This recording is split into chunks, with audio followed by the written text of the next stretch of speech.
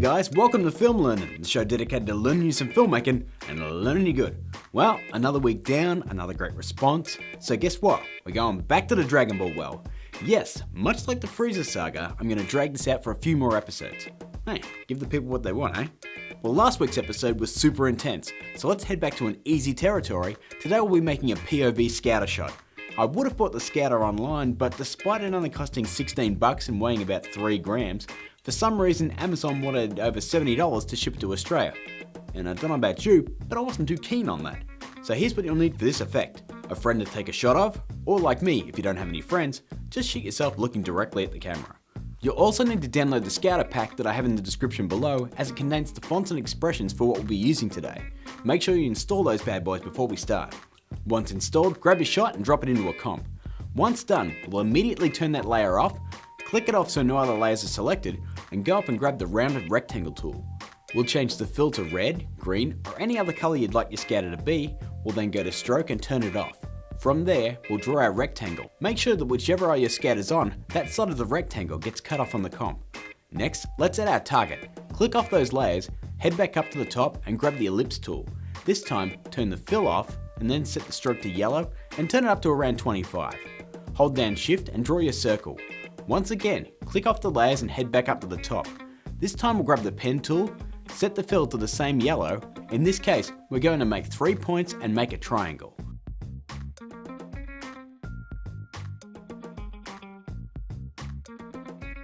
We'll then hit Ctrl D to duplicate it, select that layer, head up to Layer, Transform and flip horizontal. We now have our target. Let's select all 3 of those layers, hit Ctrl Shift C and pre-compose them. We'll then name that comp Target. Sweet, now it's time to add our Scouter text and our first expression. Head over here and set your font to DBZ Scouter, hold down Shift and type a word. You'll see that in caps you get that sweet Scouter text. Drop the text menu down, open the expressions text file in the Scouter pack, highlight the Scouter random text, copy it, jump back to After Effects, hold down Alt and hit the stopwatch on source point. Delete the current text and paste it on in. Click out of it and you'll see that the text randomly cycles through now. Next, position the text wherever you'd like in the comp. I actually copied it and placed one in each corner. No reason, I just thought it looked pretty sweet. Last building step, the counter. Grab the text tool again and type out 001. From there, we'll head up to Effect, Expression Controls and hit Slider. Now, same as before, head back to the timeline, drop the text menu down, open the expression text file again, copy the counter expression, hold down Alt and hit the stopwatch on source point.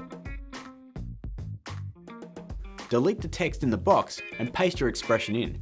Now if you click on the slider effect and move it up and down, you can control the count of the numbers. In order to animate it, you simply hit the stopwatch on slider, pick a place on the timeline you'd like to have the counter start and stop, and enter the number. For example, I'll put something over 9,000! You can now see as I scroll through the clip that the counter goes up. I also added a few more shape layers just to fill out the frame. Whether or not you do this is totally up to you. I just thought it made it look cooler. We'll now make everything a little prettier by adding a glow effect. Select the target layer, head up to Effect, Generate and add a glow. The only thing I did here was change the glow radius to 20. I then hit Ctrl C and paste it on all the other layers below, including the bottom visor layer. I did change the glow threshold to 75 on that layer though, just to give it a little softness. Right, time to turn that footage layer back on and make some adjustments. Select the visor layer, hit T to bring up opacity, bring it down to say 30%. I also took the time to adjust some of the layers to sit better in the shot. The last step is to animate the target to give the impression it's searching and then locking on. All I did for this is hit the stopwatch on position and animate the target moving around and then stopping on me.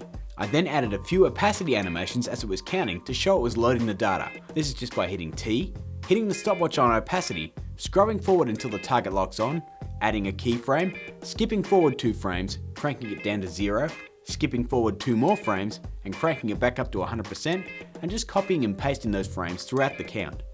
You can also do the same thing to the counter when it finishes counting to emphasize the point. Add all those steps together and you get something like this. Ah! And it's over 9,000! What, 9,000? There's no way that can be right. Well, that's all I got for you this week, guys. Be sure to tune in next week because we're tackling spirit bombs. I got a bunch of requests this week and I made sure to note them all down. I will get to them. So hit that subscribe button and wait for glory. If you have a request or just want to say sup, here's my Twitter. You can leave a comment below, give me a thumbs up or a share just because you like this Chrome Dome. And as always, keep learning.